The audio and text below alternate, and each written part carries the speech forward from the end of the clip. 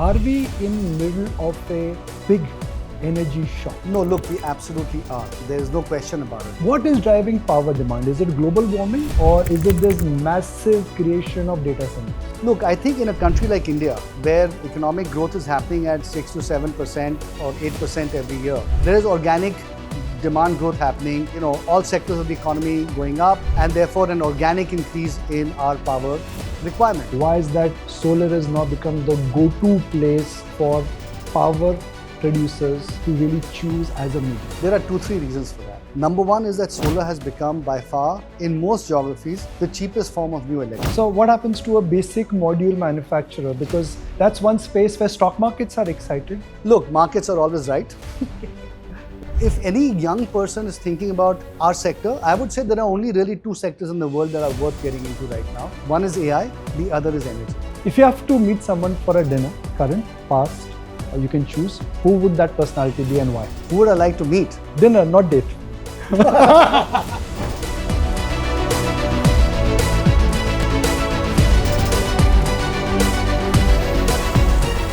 The world runs on energy. It always has and it always will. But the source of energy is changing faster than anybody predicted.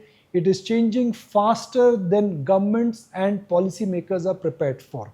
So what is the future of energy transition? Will energy prices come down?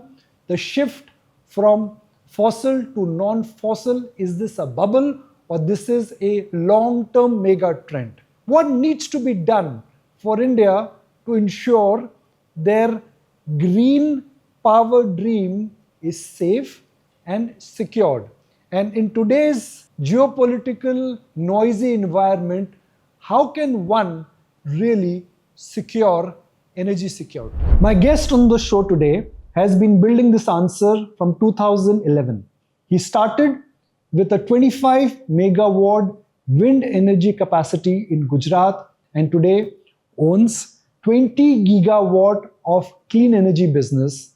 The company is listed on NASDAQ and today he's supplying power to the likes of Google, Amazon and Microsoft. We are talking to you at a time when the world is going through a massive energy shock. Tall comparisons are being drawn. This is like oil Arab embargo. It is similar to the Gulf crisis we saw 20 years ago. Are we in middle of a big energy shock? No, look, we absolutely are. There is no question about it. And in fact, you referenced a couple of other oil shocks earlier. One can argue and say that this one is actually much worse than all of the others.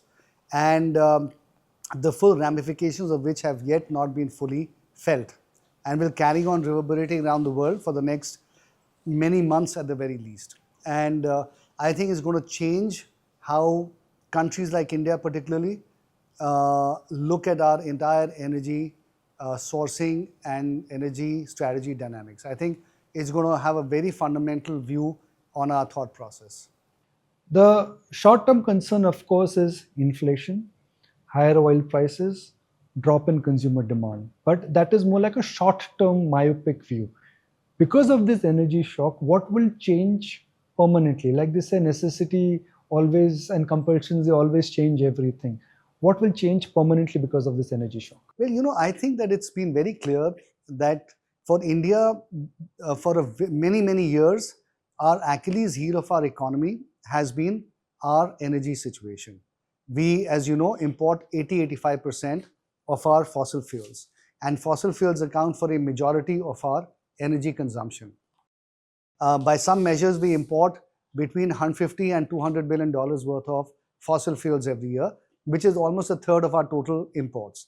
Huge amount of FX outflow. It's always been something that we talk about whenever energy prices go up. As you know, inflation goes up, the rupee falls, and it's all-round negative impacts for the economy. And the change that this episode is going to bring to Indian policymakers' minds is that this dependence cannot continue. Now, until now, the interesting thing is that India did not really have a choice because there's no other way of meeting your energy requirements other than through fossil fuels. Over the last 15-20 years, however, the world has changed. The energy world is, in fact, changing around us.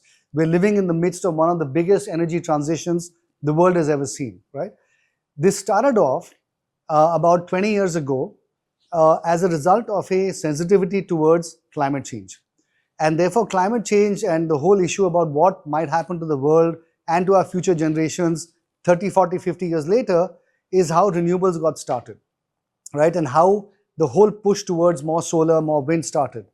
But what has happened over the last 20 years is that the cost of renewables through technology improvement, through application at scale, has actually come down to such an extent that the cost of using energy or generating energy through renewables now is cheaper than through generating fossil fuels or energy from fossil fuels, or even coal for that matter. So this solution was at hand. And now this new crisis has hit us. Earlier, when this crisis hit, we did not have the solution. Today, we have the solution. So summer of 2026 in hindsight would be remembered for more like an eye-opener for every policy maker that the acceleration in energy transmission needs to be accelerated. Absolutely. I think that is going to be very clear. And you know what is going to happen is, going forward, we're actually at a fork in the road. Up till now, the entire energy world was mixed up. Fossil fuels, clean energy, coal, whatever you have, right? I think now what's going to happen is that the world is going to bifurcate into two very clear camps. One is that of the fossil fuel rich countries, and the other is that of the fossil fuel deprived countries like India. Also includes the Far East, also includes all of the European countries, right? These countries are going to realize that the way forward for us has to not be based on fossil fuels, but on clean energy, which is in some ways going to lead us down the path of, therefore, electrifying more parts of our economy. So you'll really have two camps. Today, the fossil fuel camp is in some ways being led by the US, which has a lot of fossil fuels, is the world's biggest producer and exporter of fossil fuels. And China, on the other hand, which has been going after this strategy for the last 20, 25 years. And you can argue they've been very prescient about the whole thing. They've really cornered the market for all of this. Now, the challenge for a country like India is going to be, how do we take some part of that market away from them? At the very least, to reduce our dependency for clean tech products away from China. Because we don't want to trade one dependency on the rest of the world for fossil fuels towards China on clean tech. So allow me to just lay the world map here, or the power map of the world. This is US, where in 5 years, there has been a very marginal uptick in the total power capacity. China, the number here I think is giant, and India right in the center where things are really moving up.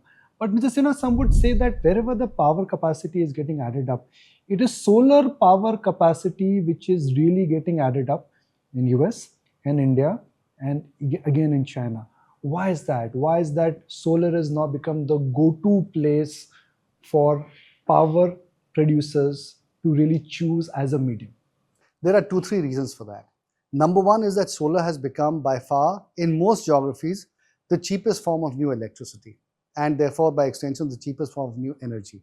And that is why anybody who needs new electricity says solar power is the best way forward, right?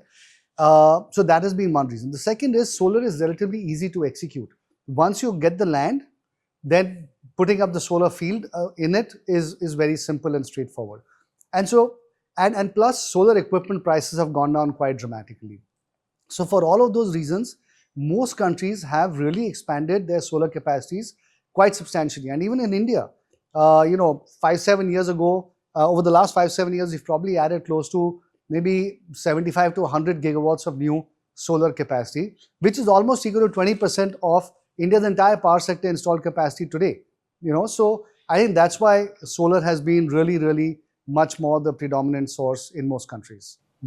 What is driving power demand? Is it global warming, or is it this massive creation of data centers?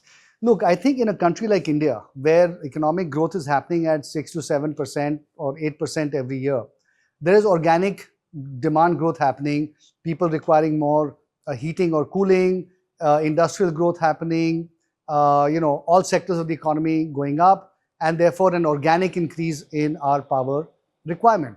And I think that is going to continue.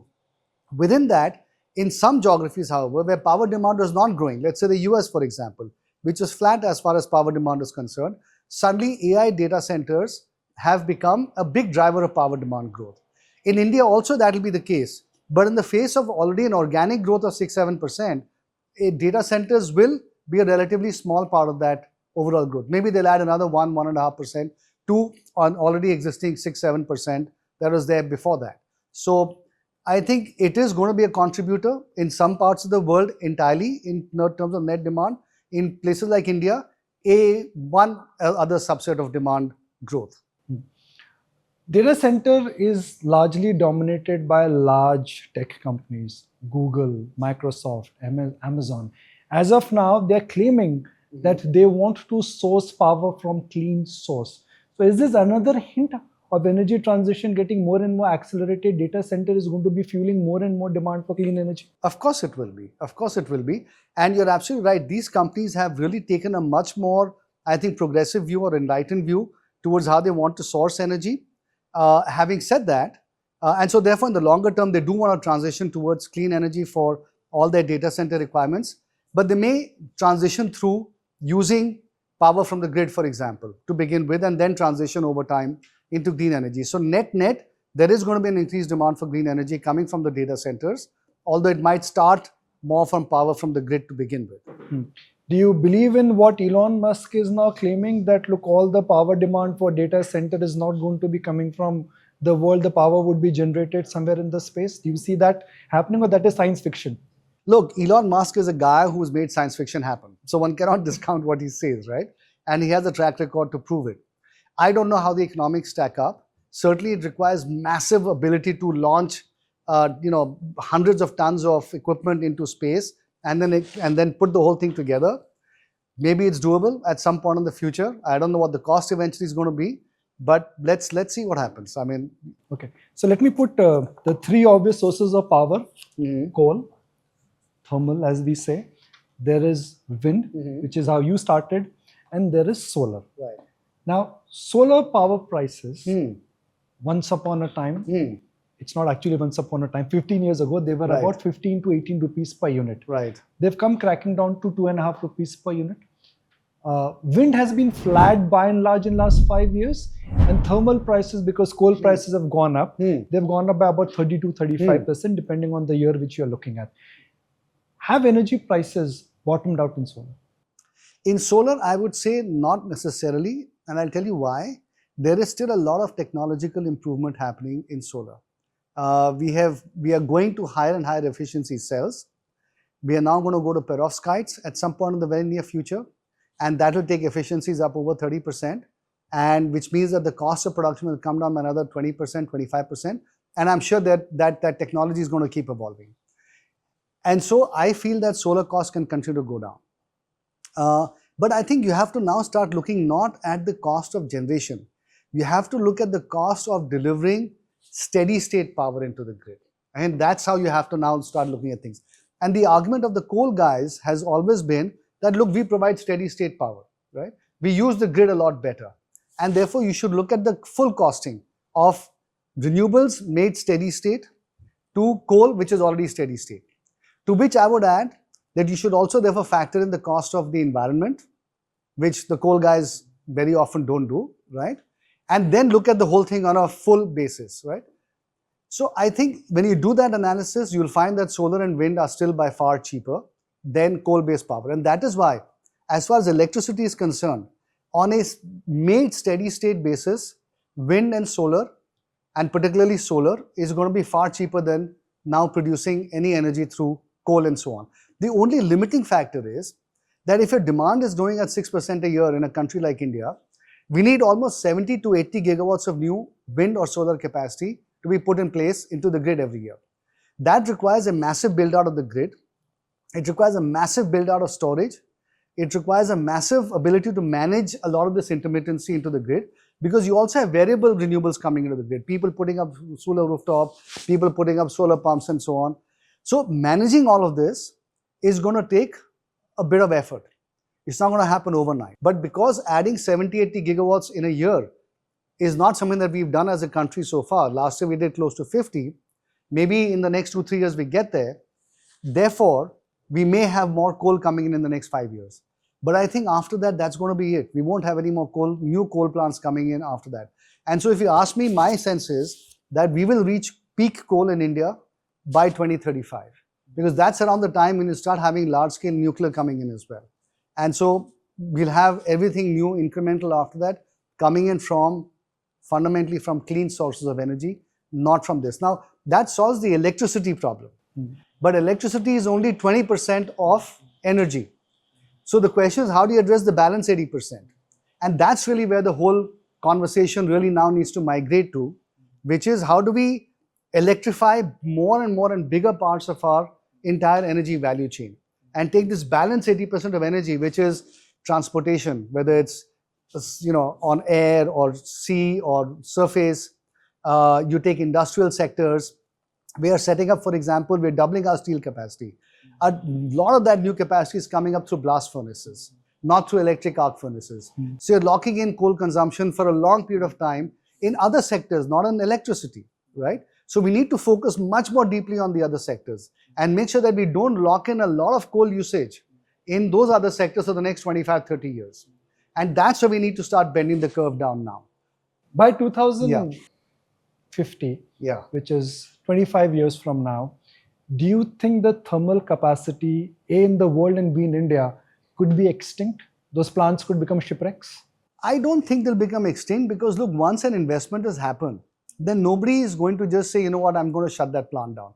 Unless there is some climate catastrophe and people just say, you know what, cost doesn't matter, I'm just going to shut it down. I think barring some unforeseen event like that, you'll continue to run these thermal assets to the end of their useful lifetimes. But at least you won't start building any more coal-based capacities. Why wind power or wind energy in India has not been successful? You started as a wind power solution company. When did you realize that, look, I need to move beyond that? There was, I think for several reasons we had to move beyond wind. Number one is that solar just became cheaper. So as any buyer would want the cheapest product, our customers started wanting the cheaper product between the two, which is solar. So therefore, we naturally, as the market migrated, we also migrated more towards solar. And that's why in the last, I would say, 5 years, the bulk of our capacity addition has been in solar, which, by the way, does not mean that we're not adding wind. Last year, we were the company that added the largest amount of wind capacity in India. And today, we're still the largest wind company. But there are two other issues with wind, apart from cost. The first is that wind speeds in India have changed quite substantially over the last 5-6 years, to the detriment of wind generation. And so whatever long-term forecast we made for generation from wind assets has not materialized. Now, whether this is a temporary change and therefore the cycle will reverse itself, or whether this is a structural change, it's not something that we've been able to get a proper answer to. And therefore, we'll only discover over the next several years what the outcome, what the new reality is going to be. The second thing is that wind execution is a lot harder for a variety of reasons. Right-of-way problems are a lot worse, a lot harder to deal with. And so therefore, adding a lot of wind capacity for anybody, not just for us, is quite hard. But the solar industry in India, some would argue and say that, look, there is a massive duty protection. Indian companies are not efficient. They do not have the advantage what other countries have. And they are protected largely because of this entire duty protection by the government. Is that true? Well, look, let me put it to you this way. That 20 years ago, most of the solar manufacturing used to happen, if I take this away, in Europe, okay? And nowhere else, right? Slowly, it started migrating towards China. And then what the Chinese did is they built such a degree of scale, right, that Europe got totally wiped out. Okay. Now, in the world today, there is only one country that manufactures solar, okay, and that is China. Now, the last thing India wants is to trade its dependence on the Middle East for oil towards China for clean tech imports. I think it's just going to be the same. We are not going to have energy security. And so the Indian government, especially with all the things that happen around Doklam and so on, took the view, and the right view, by the way, that this energy is a strategic industry. Solar is a strategic industry for us and sector for us. And therefore, we must start producing solar panels within the country. Now, they had to do this in the context of an industry which was adding a lot of capacity.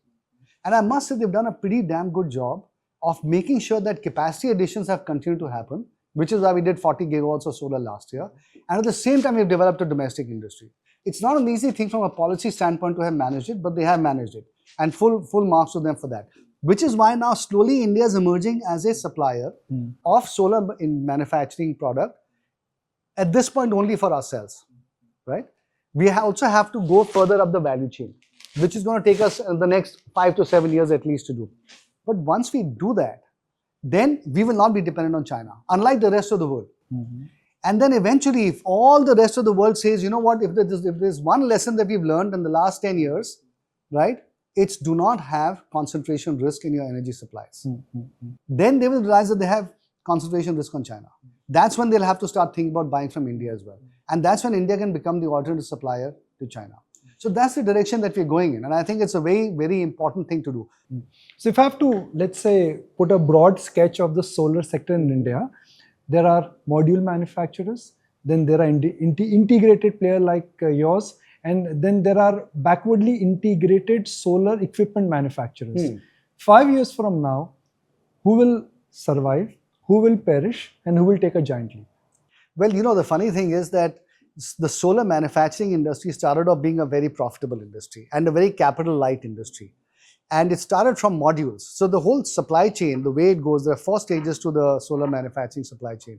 You start with polysilicon, then you come to wafers and ingots, then cells, and then modules. Modules is the easiest, least capital intensive. So that's where people got in, started manufacturing, and the huge amount of capacity got set up in modules because everybody and their brother thought this was the best industry to get into. Now, as the government is requiring people to go further up the value chain, value is going to keep migrating further back. And not everybody can make the move further back simply because you require a lot more capability and skill sets to go further up the value chain, and it's more capital intensive. And so therefore, to me, the guys who will end up doing well in this solar manufacturing industry are those people who are going further up the value chain. So we, for example, have 6.5 gigawatts of module manufacturing capacity. We currently have 2 getting expanded to 6.5 cell capacity. And we've just broken ground on our wafer ingot plant as well. And the idea for us is to have a fully balanced plant, right? I think that's going to be very important. And people who have that capability will be the ones who will survive as manufacturers. We have the added advantage that we are also a buyer of that equipment, right? And so therefore, we also have an off-taker, a dedicated in-house off-taker for our solar equipment. So I think the guys who are eventually going to be successful will be those that have everything, all the way from sand to electrons, that level of integration. So what happens to a basic module manufacturer? Because that's one space where stock markets are excited. Those stocks are now commanding, or some of the stocks are commanding valuations which are as high as consumer stocks, which is that nothing could go wrong, margins will not contract, competition will not come in, and they will be able to protect their moat. Look, markets are always right, right? And let me leave it at that. But as an industry, peer, do you expect consolidation happening at the entry level? Do you expect that there could be? I don't know that there'll be, consolidation implies people acquiring other people's assets. I think what is going to happen is that people who are setting up these assets will get their paybacks relatively quickly. And once there's overcapacity in the industry, you'll just have to shut down some of this overcapacity. What is the right way for an investor to look at the power sector? Because the traditional definition of the power sector is that, look, it's an asset-heavy business. It requires leverage, a lot of debt. There are long-term contracts which, in a sense, are tied up with the central government or with the state government with an assured supply of fuel. That was yesterday's definition. That definition has changed now. So how should an investor really look at the power sector? Because what we've seen, sir, in the last 10, 15 years is absolute reality check for fossil fuel. We've seen a massive disruption when it comes to clean fuel. Disruption for the positive for clean fuels. And the thing is, Nikunj, we're still at the beginning of this disruption. We've just scratched the surface. Because as I said, today, if you think about it, in electricity, renewables accounts for only, maybe wind and solar account for only about 13-14% of total generation. So just in electricity, we have another 80-85% to go. But all of that accounts for only 20% of energy, right? And energy itself is growing at 4% a year. Now, when I fast forward these numbers, by 2047, India needs to add almost 3,000 gigawatts of new solar and wind capacity. And our target for 2030 is 500. So we need a 6x growth from 2030 to 2047 in 18 years, right? Which is a massive capacity increase. And if you compare it, you're talking about the US, for example, earlier, the US total installed capacity from all power generating sources today is 1,200 gigawatts. We need to add 2.5 times of that in wind and solar in the next 20 years in India. That's going to be a massive investment opportunity.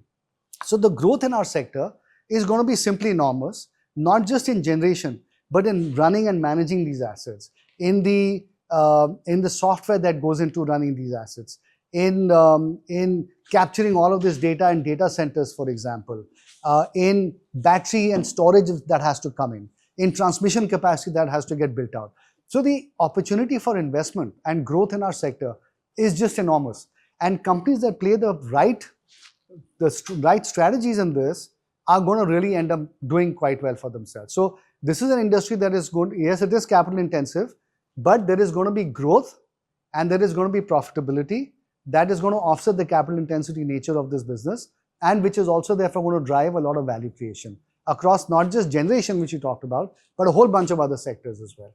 And as I said, companies that can execute across the value chain smartly, in a clean, concise manner, are really going to create a lot of value for themselves. I'll drop a big block here, something which you've not spoken about, nuclear. A lot of effort now genuinely is at play at a global level and even at policy level in India. Can the nuclear power dynamics change the entire dynamics of the power sector in India and in the world? And could that really disfigure all assumptions and calculations? No, I don't think it's going to disfigure all the assumptions. I think it's going to be an add-on to the clean energy part of the ledger. When I look at fossil fuels versus non-fossil fuels, it'll be something that will come in at the margins. And when I say at the margins, I mean maybe supply up to 5 to 10% of new clean energy that is coming in. But nuclear is going to have a bit of a lead time. It's going to take at least, I would say, 5 to 7 years for technologies to mature. And it takes at least 5 to 7 years to implement a new nuclear plant. The fact that you moved into manufacturing, and manufacturing is critical mass, integration, and also exciting. What prompted you to take, again, that giant leap towards manufacturing? While wind and solar, they don't complement each other, manufacturing is something which sits right in the center. Well, first of all, I'm really glad that we did make that transition. And because, it's become a profitable business, it's contributing really nicely to our bottom line. It's not a business that we've invested a huge amount of capital in, but it's sort of self-sustaining now, the growth in that business. So it's doing very well for us. And therefore, I'm very happy that we took the call very early on to get into solar manufacturing. The reason we took the call is because, as we were getting into, as a country, into this direction, it wasn't clear to me how rapidly that sector would evolve and whether all the new guys who are getting into it would be able to meet our quality and supply requirements. And that is why I said the best way to control this is to do it ourselves. And that's why we decided to go into it. And as I said, it's played out very nicely. What we've discussed is last 5 years. Markets always look forward. Let's talk about next 5 years. What will be your one big outsize bet? I don't think there's going to be one specific bet.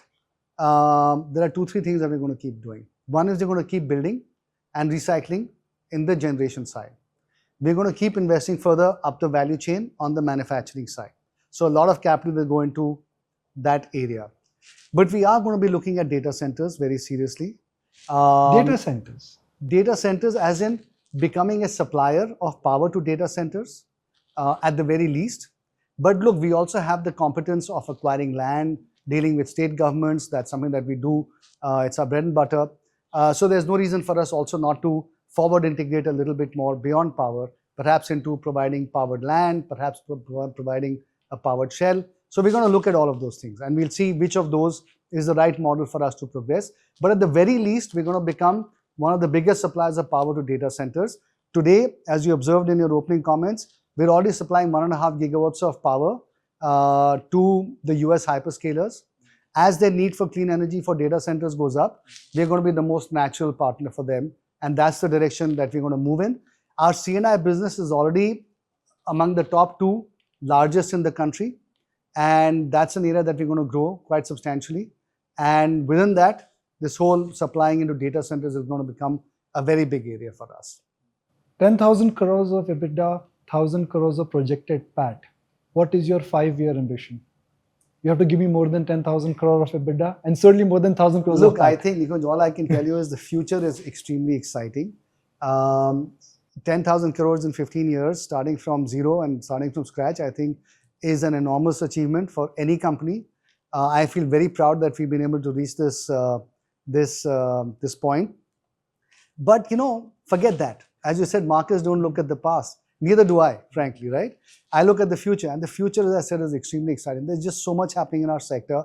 There's so many ways in which we can play this growth. There's so much capital coming into our sector. There's so much organic growth and newer areas that are emerging that I'm very excited about figuring out how we're going to make decisions about where to grow. But I would say in the next 5 years, there is no reason for us not to increase this 10,000 crores of EBITDA by a multiple, right? The ball really is in our court as to how rapidly we can drive this growth and this transformation. So I'm very excited about it. You've lived 4 innings. A banker, then with the Aditya Birla Group, you were leading Suzlon, and now an entrepreneur. Which has been the most enjoyable experience? Look, there's no debate on this whole thing. I think that the most exciting phase has been the current phase of being an entrepreneur. I always wanted to be one. I'm glad that I became an entrepreneur. It's been an exciting ride. It's not always going like this. There's always up and down. But you know what? You have to enjoy the journey. And I must say, I've really, really enjoyed the journey so far. But I'm equally looking forward to the future. You come from a family which has a very strong political background. You're the finance minister's son. Your brother is also active in politics.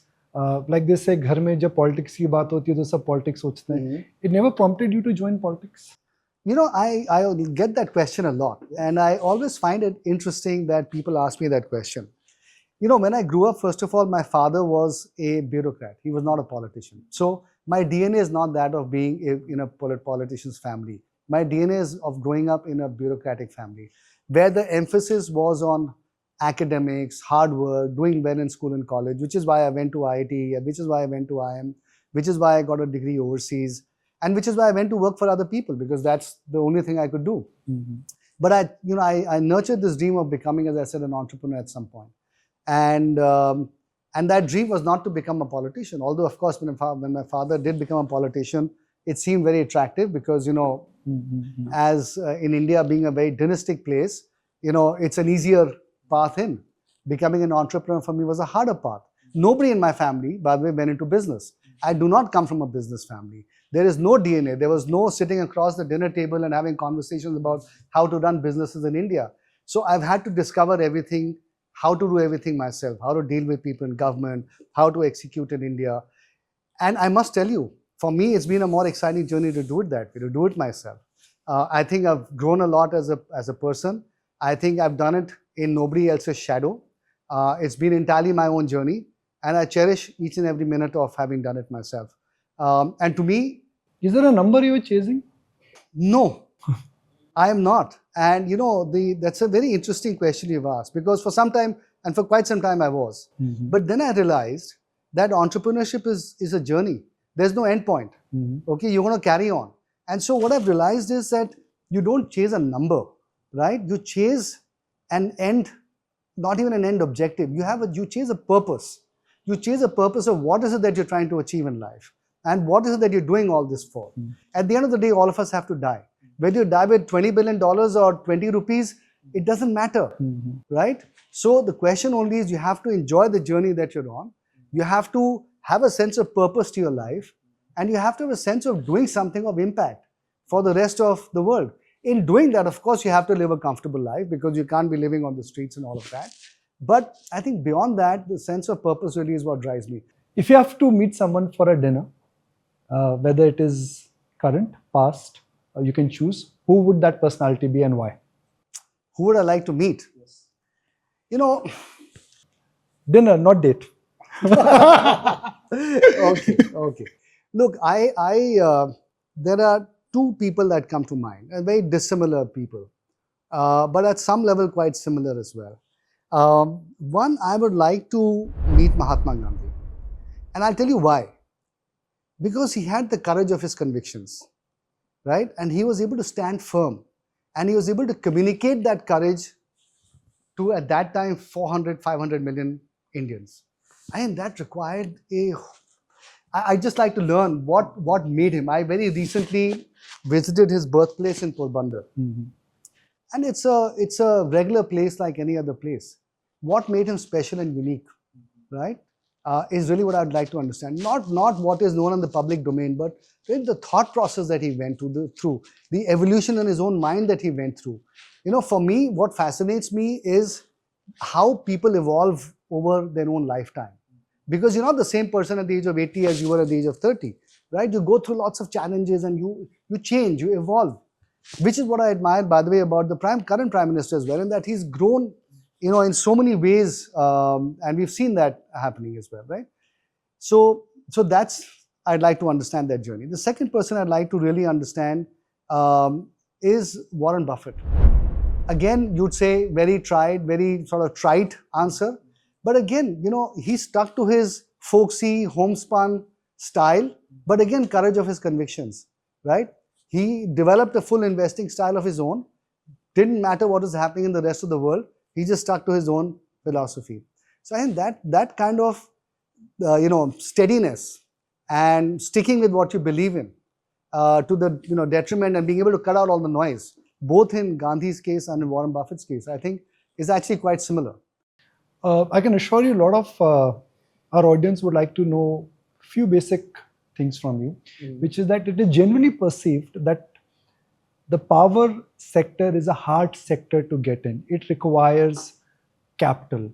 It requires managing policy makers and policy making, which means somebody sitting in a college is unlikely to be thinking about really creating a career in this. It's very easy to create a tech company. It is very easy to perhaps create a pharma company. It is very easy to create an engineering company. For someone who wants to say that, look, this is the biggest transition happening in the world. How do I participate? I have no capital, but I like what Sumant Sinha has told me. You know, there are many ways of playing the sector. You don't have to go out there and become a setter up of solar and wind projects and nuclear projects and so on, which require billions of dollars of investment right now. You don't have to do that. You know, you can set up a waste recycling unit. You can set up a company that sets up recharging stations. You can become a company that is developing new battery technologies. You can become somebody who is providing, you talked about IT services into the sector. You can become somebody who's doing O&M for the sector. You can become an ancillary provider making encapsulants, which requires a much smaller amount of investment. So there are many ways in which you can play the sector today, right? Which will all grow over the years, right? Which are less capital intensive than the industry that I'm in right now, which perhaps is now too late for somebody to get into, right? So I think there are, if any young person is thinking about our sector, I would say there are only really two sectors in the world that are worth getting into right now. One is AI, the other is energy. Because these are the two sectors that are going through massive transformation and that are going to be of massive scale. So as a young person, if somebody is a young person, I would really advise them to get into energy. And by the way, energy underlies AI as well, right? So in some ways, energy is the most fundamental sector that anybody, it's going to be a massive sector. People should definitely look at getting into our sector. How approachable are you as an individual? If somebody wants to reach you, what's the best way to reach you? Very easily approachable. Email? You can reach me by email. You can reach me by LinkedIn. You can reach me, don't accost me on the street or anything. Not that you know who I am on the street, but LinkedIn or email is really the best person. And I get a lot of emails from young people saying, look, I'm graduating from XYZ college or university. I really am interested in this sector. I would love to understand more or get more. And if I don't have the time to talk to them, I'll direct them to somebody in my office to talk to. But I respond to everybody who writes to me. If you take the clock back and talk about the entrepreneurship journey. A lot of changes have happened at a macro level in the last 15 years. A lot of changes have happened at a policy level. We've dealt with COVID, we've dealt with demonetization, we are now dealing with tariff right now. What was that moment when you said, "Kahan phans gaye? I was much better off earlier." Set job thi meri. वो तो मैंने कभी नहीं बोला है. Because I think at a base level. Set tha life mein na. नहीं, but I think at a base level, doing anything in being an entrepreneur, at least in my view, is more exciting than working elsewhere. Entrepreneurship is risk or planning or luck? It's a mix of all of them. Okay. A lot of it is about seeing the future as much as you can see it, and then reacting to gut instinct. By the way, I should tell you that I thought of myself as a very objective person, very data-driven person. But I've now realized that entrepreneurship is as much about the gut as it is about anything else. You form a view, and then sometimes you go searching for data to justify that point of view. And before we wrap, what is that personal habit of yours? It hasn't changed at all. You've been carrying it forward from your college days? That's a good question. I don't have an offhand answer. You probably have to ask one of my friends or my wife as to what the answer to that question is. But I'll tell you what has not changed about me is that I still enjoy a lot of things. I enjoy watching sports. I can watch a lot of cricket or any other sport for that matter. I love watching movies. I love reading good books. So my base level of enjoyment, or the things that I enjoyed doing earlier in my life, I still enjoy doing them very much. Mr. Sinha, you've done something which is very rare. From unknown to unforgettable. That's the franchise you've created. A franchise which is going to be changing the dynamics of the Indian sector. The pure foundation which you laid 15 years ago with just an idea today now has become a mainstay. All I can say is that in last 15 years, last 20 years, observing you as a professional, now as an entrepreneur, for me as an independent observer and as ex-journalist, it's just been such a lovely association. Thank you very much for joining us. Because thank you so much for having me, as I said, and I wish you all the best in your entrepreneurial journey as well. I hope you find it as exciting as I have found mine. Well, I cannot think like you, so maybe I'll have to find some luck somewhere. Okay. Thank you Well, very best much. of luck.